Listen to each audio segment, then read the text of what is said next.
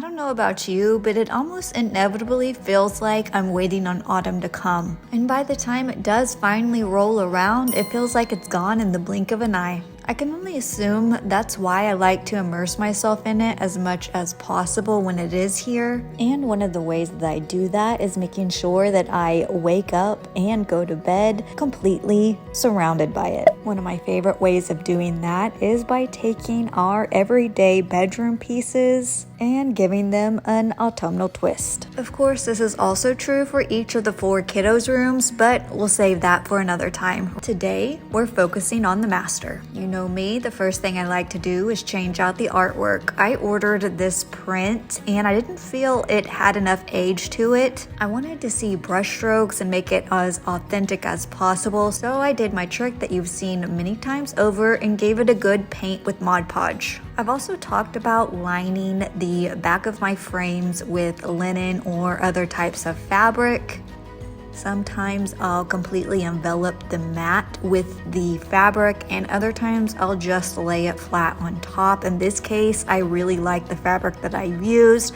I've began to do a lot of embroidery on top of it, so I didn't want to ruin any of it. I wanted to be able to use it in the future, so I opted just to lay it behind the photo.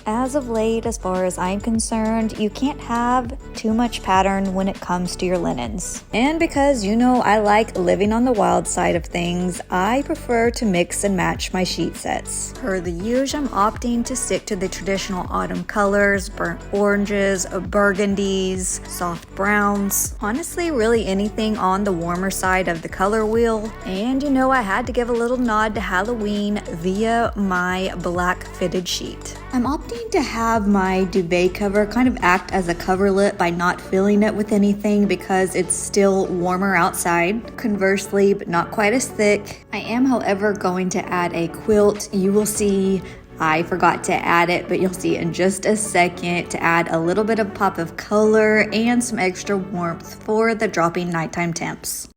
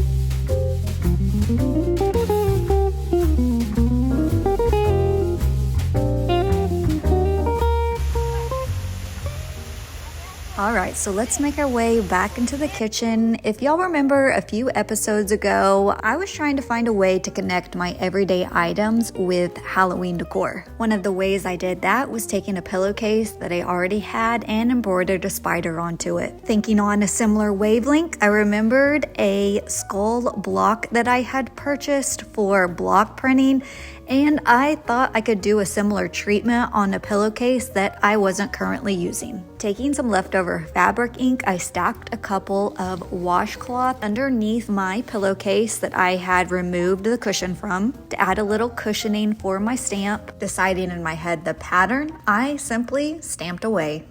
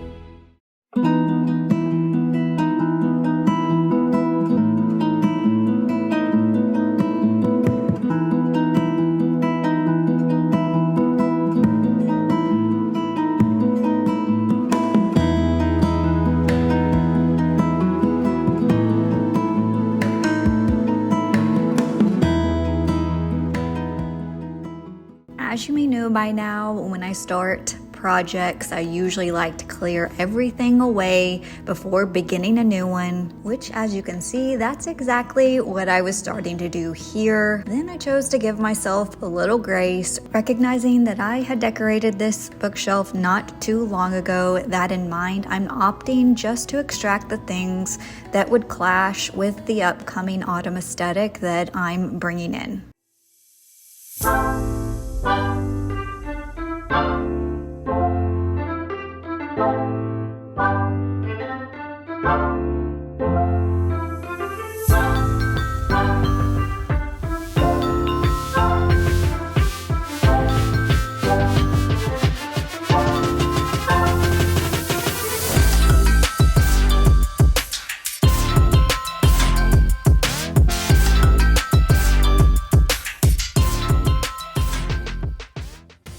So if there is one thing that I keep my eye open for when going to any type of flea market, vintage fair, or anything of that sort, it is books. They can range from all types of prices, but when I find a good deal and it happens to fall within the aesthetic that I'm looking for, I will definitely grab them. If you happen to love the look of vintage and antique Halloween but don't want to pay the high price of it, incorporating old books are a really great way to kind of hint toward that aesthetic direction without paying the price for actual antique or vintage Halloween pieces. They're also really great filler pieces if you don't have something or you're not quite sure what to put in a certain area. Vintage or antique books will always be a great option.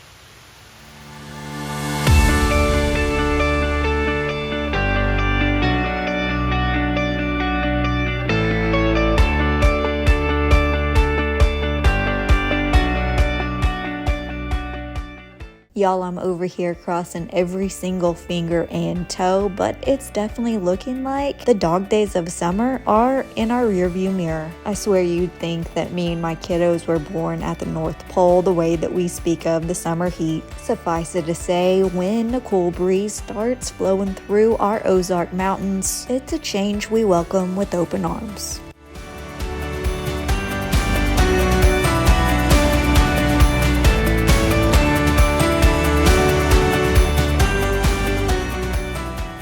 We didn't quite finish last night as I decided we should take a break to have a little spooky family movie night. Speaking of movie nights, one of my favorite things we do as a family in the fall is setting up our movie screen outside and projector and having a little viewing under the stars. We began this tradition right after we finished building and moving in, and it is something that has stuck ever since.